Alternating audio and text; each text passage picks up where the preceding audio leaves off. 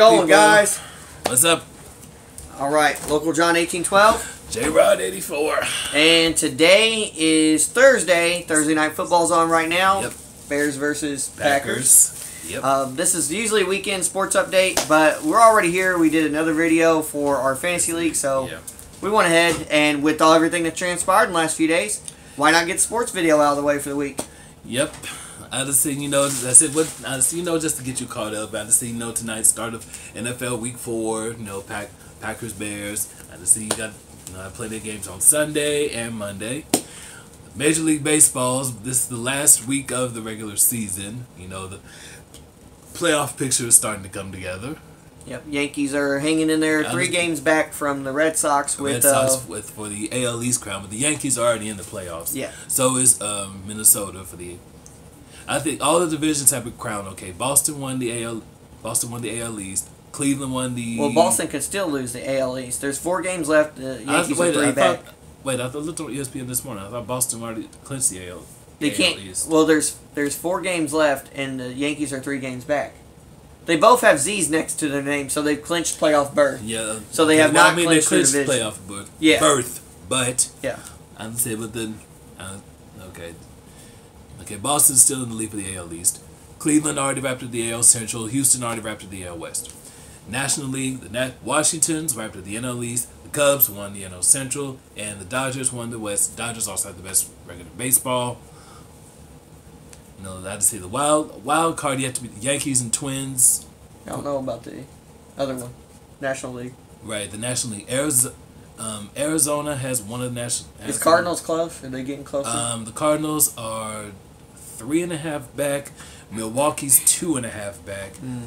But they play a 3-game series starting tomorrow. So that's going to determine the final wild card spot in the National League. Yeah. So that's baseball and most of the other sports for you. Now the question is, what's going on right now? I just say, you got other stuff. Other stuff going on. I just say, college football. I just say, the beginning of week 5. Alabama. You got plenty of other teams too. Yeah, Alabama.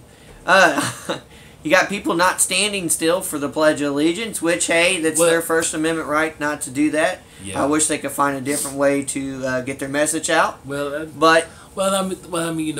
just say it's. I guess it's there. If they want to stand, if they want to kneel. I'm like, okay, that to me that's another subject for another time. I just say, and I will be. And I said now I'm starting a blog, which I'll probably get into that a little bit later. But now let's get to an issue. It's probably going to take up a little bit more of the show. Okay, earlier this week, the FBI has launched an investigation, involving several assistant college basketball coaches. That's pretty much rocked the core of college hoops, in which the season hasn't even started, which teams haven't really started practicing yet, which they're supposed to this weekend. Well, someone's not going to be at practice. Okay, then. Okay, let's hold off on that just a minute. Okay. There were 4 assistant coaches, arrested. One from Auburn, one from USC, one from Oklahoma, and I can't remember where the other one was from. I said, but also at the center of the investigation unfortunately involves the University of Louisville. Think they would learn. Well, someone on their staff would learn. We're assuming in this report that we have already figured out that University 6 represents code name for Louisville, yes. And we believe Coach 2 is referring to Rick Pitino. Yes, I was saying that. Pitino was placed on administrative leave, unpaid. As was Tom Urich, athletic director. I just say they were expected to find, an interim athletic director and coach, within, I just say probably within the next day. Don't know who that would be. Tom Crean. For the coaching job. Well, we don't. We don't know. Crean's name has been thrown into the mix, but there's obviously, this investigation is still going on, and this is.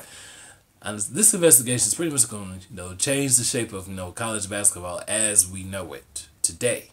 Other people are worried about other things coming out about different shoe companies, Nike or someone else, Puma, any dang shoe companies have done something, anything to do with college basketball. Afraid what might come out with their coaches or their assistant coaches or people involved. I gotta tell you this: if the FBI was investigating one company and a couple of schools or a bunch of schools, and they started hearing or noticing other programs with different companies, they would have tied that all in, and we probably wouldn't even be hearing about this right now because they'd be trying to build up everything and turn it all in. But the reason why they probably focused on this right now is because it's the most alarming. And not saying there's nothing else going on in college basketball. Not saying that our own beloved Kentucky Wildcats or Duke or North Carolina fans, not saying we don't have nothing to worry about. But you never know. But right now it seems like Duke, North Carolina, Kentucky, and even Kansas, who is part of the Adidas family, seems to be okay. IU's a part of that Adidas family too, and they're okay. So, they haven't been mentioned at all. So that's what I'm saying. Yeah, honestly, but still. Mississippi State, Eastern Washington. But still, this is an awfully shocking, investigation. And I guess, with the, I don't know, maybe with the state of college basketball, right now, that's it, where you have like several players who stay in college for 1 year, maybe 2 at the most, and then move on to the NBA. I'm not sure, if that may have been a deciding factor, but you know what? I don't know. Because there's a lot of like undercover. It seems like there's a lot of undercover things, I'd see, that go on. Yeah. That may or may not know about. I don't know because I'm not at these schools. I don't know what's going on with the coaches or whatever. I'm not there, so I can't judge. Things happen that us fans can't recognize or see.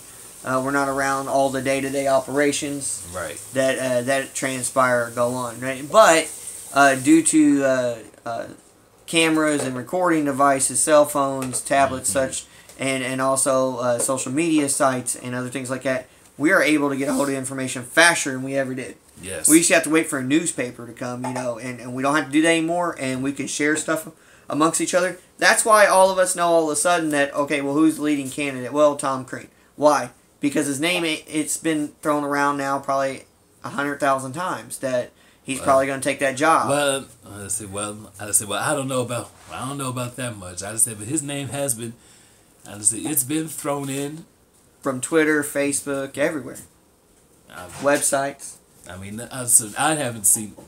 Well, there was I think it was it might have been CBS Sports. I'm not sure.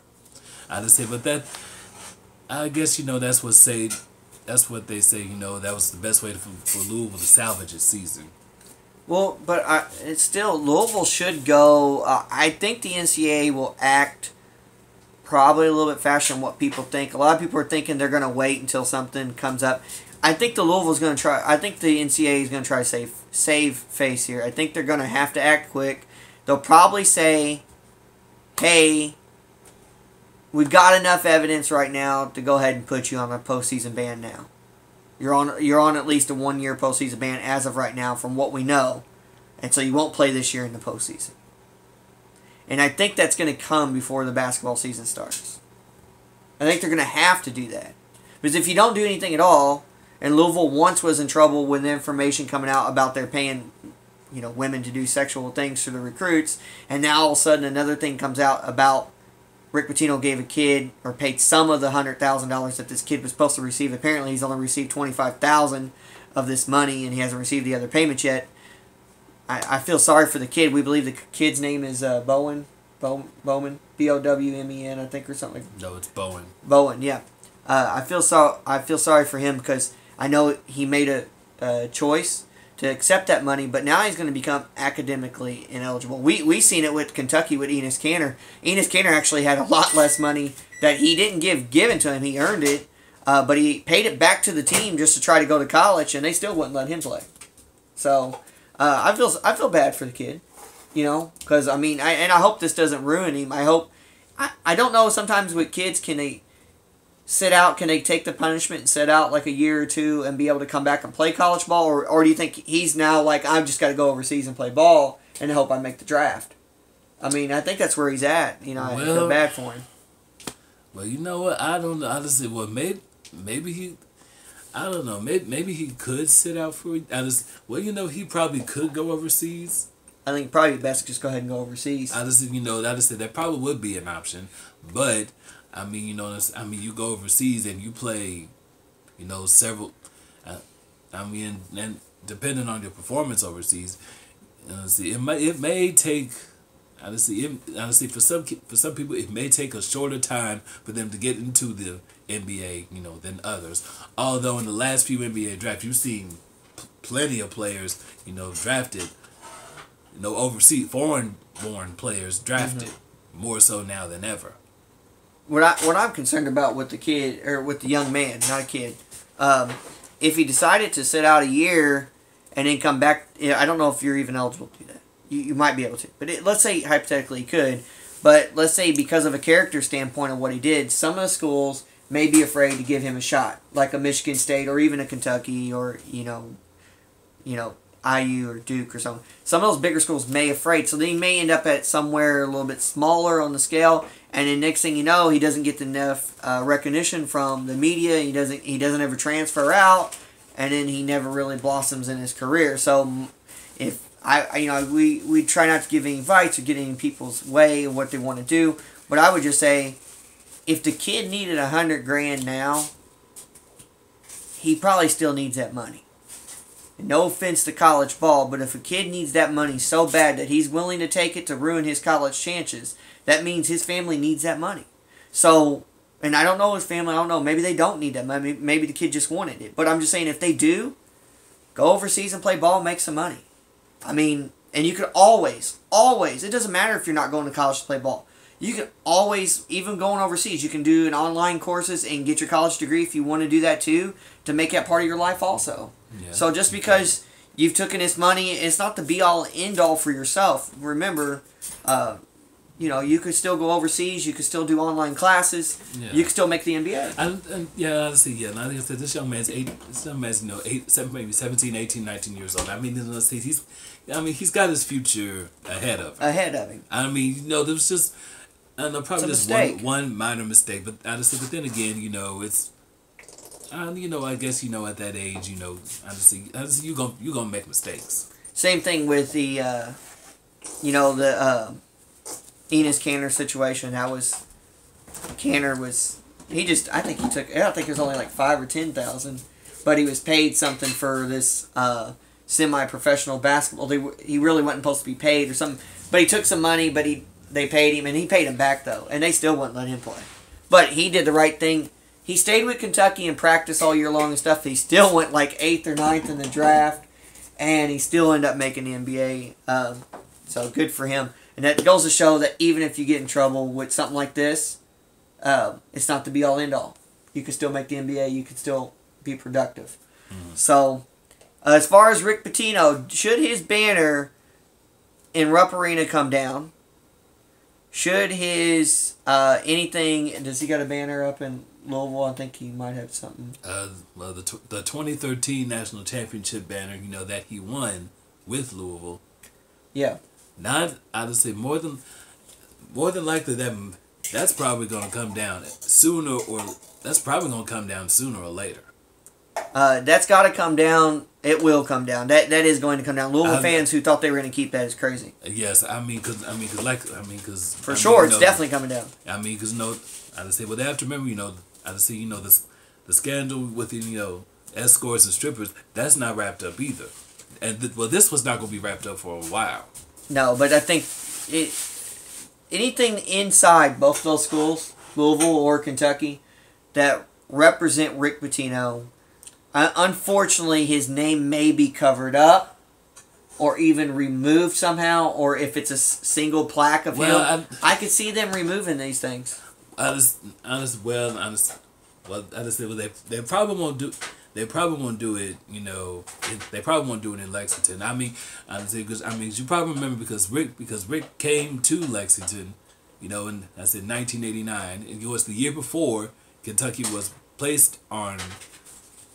I just know it wasn't a death penalty, but probation. They were on probation. They were coming off their first losing season. I don't think it was because of Eddie Sutton's situation. Yeah, so yeah, that was in short time, Rick Pitino turned things around. Right. And he went. And he's coached in the NBA several times. He's succeeded and failed. And then he came to Louisville in 2001. Spent 16 years there. I guess he kind of made Louisville a household name in college hoops again. I said, well, probably not in the manner that Louisville fans would expect. With a coach of his stature, but nevertheless, he made a name for himself. They said it last night on Sports Center. He's the only coach to win 2 titles with two different schools. No, I think. No, he only won 1 title with Kentucky. He won 96. I said that. Yeah. That's what I'm saying. With 2, that's what I mean. With 2 different schools. Oh, I got you. Total. Yeah, total. Yeah. Well, the thing about it is, with this liberal type point of view and attitude from a lot of younger people who go to school nowadays, and not a lot of them are conservative or Republican point of views from what we see on TV and stuff and social media. So anything that happens, usually sometimes these people want to protest or take things down and stuff like that. I don't know if sports is, due to the standing of the pledge or not standing of the pledge for the NFL, it's kind of brought sports into this, standing up for this or doing this. Yeah, and I could see these people saying, hey, this guy's been involved with it was a waitress type situation with that one lady, and then he's got the sexual stuff with the strippers, and now he's paying players. I could see them saying it's, Yeah, I mean, and I say, protesting about it. Although, Pitino wasn't necessarily involved, with the strip. That was more of his, that was more like the assistant. Oh. The assistant Pitino coaches. didn't know. But he didn't know, but I feel like this, as the head coach, I know you can't be around your assistant coaches, and players, all the time, monitor what they're doing. But, but these type of things, it should be a wake-up call. This is the type of stuff you cannot be naive or turn a blind eye towards. Here's another thing, too. Joe Paterno. He says he didn't know what Sandusky was doing. But yet, every student in the world showed up to try to tear down his statue. And actually, I think they did, didn't they? Didn't they tear down his statue? Well, you know what? I don't know. They protested or something. I don't know if they tore it down or they tried or they did tear it down. Either way, this is what I'm trying to say. That was a few years back. Look at everybody now. Everybody protests now. If the books at Barnes & Nobles are not in the right direction, people will protest about it. I'm just saying that I could see something coming up about Rick Pitino, and I feel bad. I don't really feel bad for Rick. He's got a lot of money. He's a great coach, I think. I think Rick was. I don't know what Rick was doing, man. Because I don't really know. I really don't know either, but I don't know. I don't want to say that I feel bad for Rick because he made this choice. You know what I'm saying? But then again, I'm like, what was his mind thinking? Was he wanting one more championship so bad because maybe he was on his way out the door himself anyways because he was going to retire, that he was willing to pay for pieces to get him there in the next 2 or 3 years and win one championship and leave? I mean, what was his motivation? To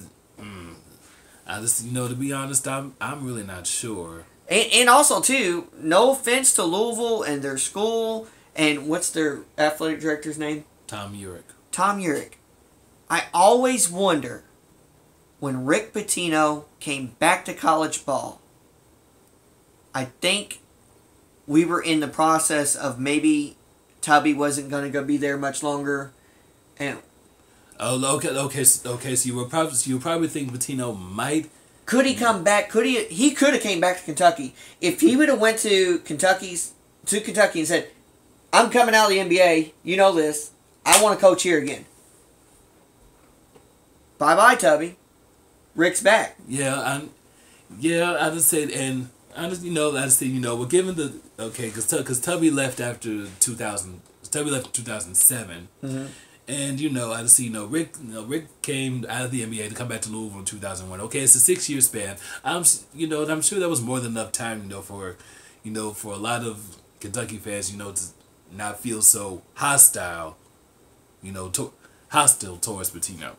It's almost like, okay, it would have been a LeBron James back before LeBron James what he did, because he was at Cleveland, then he went to Miami, then he went back to Cleveland. So it would have been the same thing. At Kentucky, went pro, went to Louisville, came back to Kentucky. It's the same thing.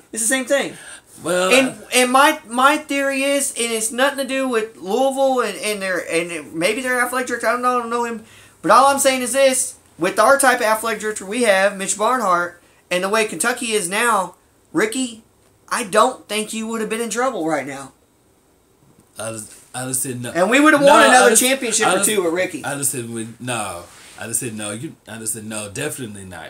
I mean, because I don't know Mitch Barnhart's personality. I just said, but now you and I probably both know, if anything like that would have happened, Mitch Barnhart would have make sure it don't happen. You know what I'm saying? That's right. I say Mitch Barnhart would have said, look here, that would have put them out the door immediately. After the stripper thing, Mitch Barnhart would have looked at Rick Pitino and said, I don't care if you didn't know for 5 seconds. The point of it is, you should have known, and you're gone. I'd be like, no, I said we are not going to.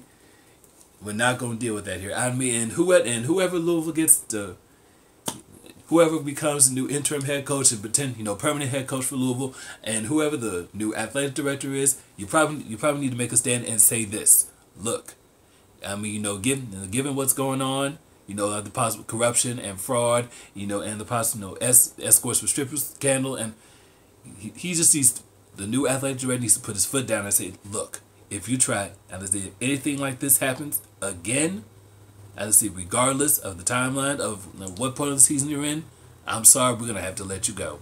That's right. Because fair and square. You know what I'm saying. I'm not a Louisville fan, but I'm not gonna be hostile towards Louisville fans. You know what I'm saying? Because I feel bad for them. Yeah, they're one of our big games on the schedule. We're Kentucky fans. Yeah. It sucks for us too. I just say it does because and I did mention this before the show. Basically, outside of North Carolina, Duke, Kentucky, Louisville has pretty much that's kind of been one of the most other competitive rivalries in college basketball. I see, it mainly it's basically like one of the biggest. Well, actually, I'm gonna say it's probably the second biggest sporting event in the state of Kentucky, just behind the Kentucky Derby. Honestly, every year. Honestly, once the Kentucky Derby's over, they always fast forward the calendar. They say when the Kentucky Louisville playing in basketball. Honestly, it doesn't matter if they're playing in the Yum Center or Rupp Arena. Well, see, there's Eastern Kentucky and Western Kentucky. Yeah, Central Kentucky College. No, so you got Eastern Kentucky, Western, Northern Kentucky, Morehead State, Murray State. Okay. Well, all those, we're going to play all those now instead of just playing Louisville. Well, I mean, add all okay, because I did see this story, and they're figuring, and a lot of the Kentucky fans are probably thinking who is Kentucky's biggest rival now. They necessarily don't define that, by SEC. By the SEC team, because Kentucky usually, wins their SEC. Last 10 years, they've dominated SEC games. Yeah. Yeah, last 10 years. Okay, and that's, the Cats, they don't play Indiana, North Carolina, Duke, and Kansas. They wrote. Well, not 10 years, right? No, not 10 years. Probably, I'd say maybe 8, 7, 8. Well, I'd say maybe it's basically been ever since Cal's been there. 2010, right? Yeah, ever since Cal's been there, it's been Kentucky and Florida. Sorry, it's been Kentucky, Florida on top of the league. Yeah, because when Gillespie is there for his year and a half, 2 years, oh, we were terrible. Oh, god awful. Okay, 'cause like I said, Kentucky doesn't play Indiana anymore. North Carolina, Duke, Kansas, and maybe they'll throw in a UCLA or a Michigan State or UConn in the mix, from time to time. Yeah, but that's it. That's. Yeah, it looks like Texas put back on the schedule. That's pretty much it. We don't hardly play Texas. But add them on now because of Louisville. I don't know if they'll take Louisville off just because Louisville will have postseason ban. No. They'll still play. No, I said no. They're not going to take them off. But they'll have to get rid of one of their other cupcake games to add into a marquee team that may be ranked now because Actually, Louisville can still, even though if they're even on a ban, would they still be able to be ranked? They can still be ranked and stuff. Well, they probably could, yeah. I would say they could, but they just won't be able to play in the tournaments. Yeah, and I say, well, leave them on. I just say, well, Louisville's schedule has already been released. I mean, I took a small little peep at it. Okay, like I said, okay, December 9th, Louisville plays Indiana at home. November 28th, I believe, the ACC Big Ten Challenge, Louisville goes to Purdue. December the 16th, they play Memphis in New York City. And like I said, December 29th, Louisville comes to Lexington to play Kentucky. That's right. You know what probably like Memphis, Indiana, Purdue, they're probably not big names to some people, but nevertheless, they're schools from power conferences. Although I don't know, Conference USA is probably not considered a power conference, but we'll add the Aces to it.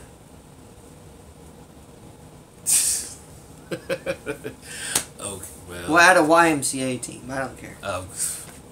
Hey, our team's going to be good this year. Really good.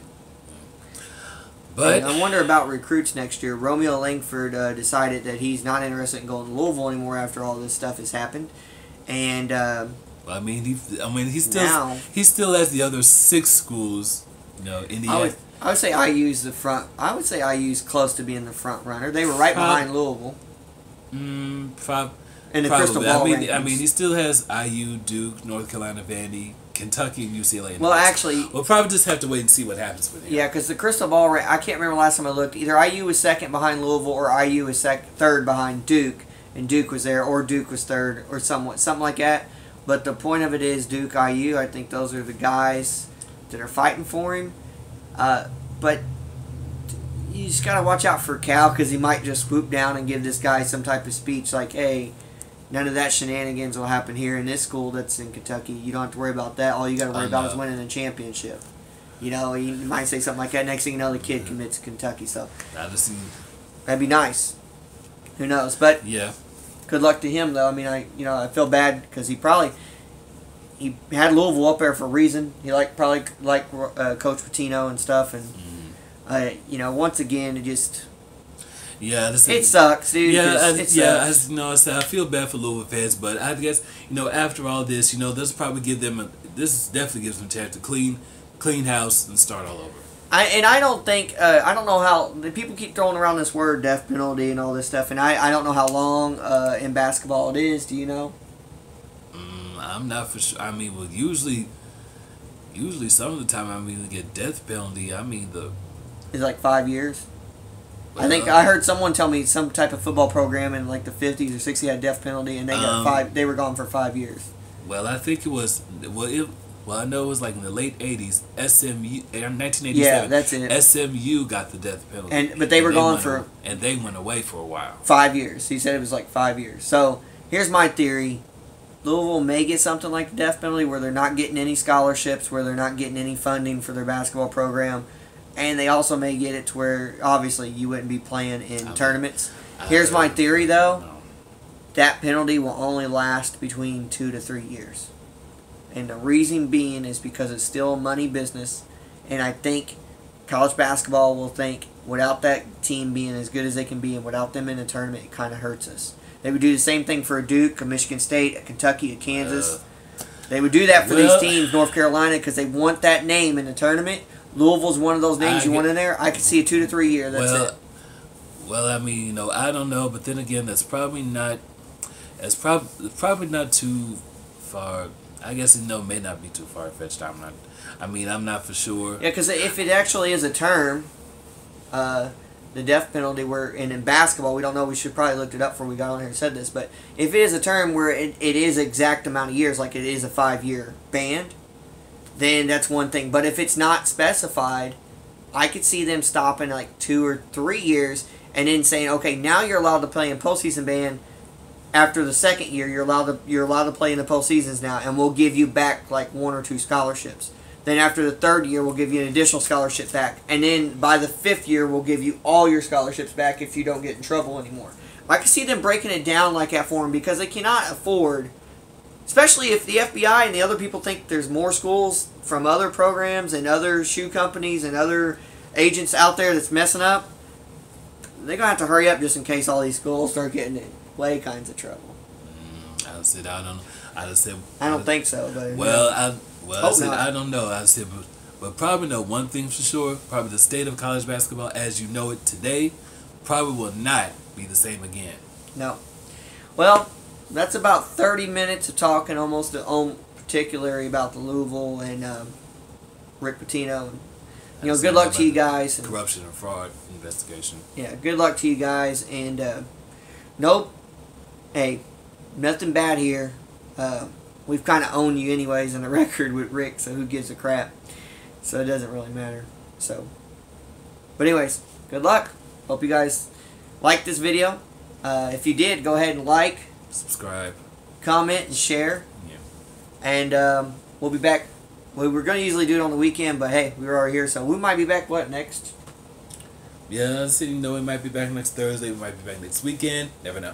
Never know. One of the two. Yeah. So. Well, probably on a side note, I'm probably going to start my blog. I'm probably going to start my own blog. You know, I'll probably start it this weekend. So you guys may, I said you can. I just say, you know, I probably only show it to certain people, but I just said, but John, I said you can check it out when I get it finished. Okay, you gonna be on YouTube or where are you gonna go? Facebook. Well, this gonna be on my Facebook page. So. I got you. Okay. All right. Well, you'll have to tell them next time where they can. Okay. They can find you. All right. I'll put a link in one of our videos where they can go to your page. So okay. When he gets that going, that's what I'll do. So all right, guys. All right. We'll see you. All right. Take care, y'all.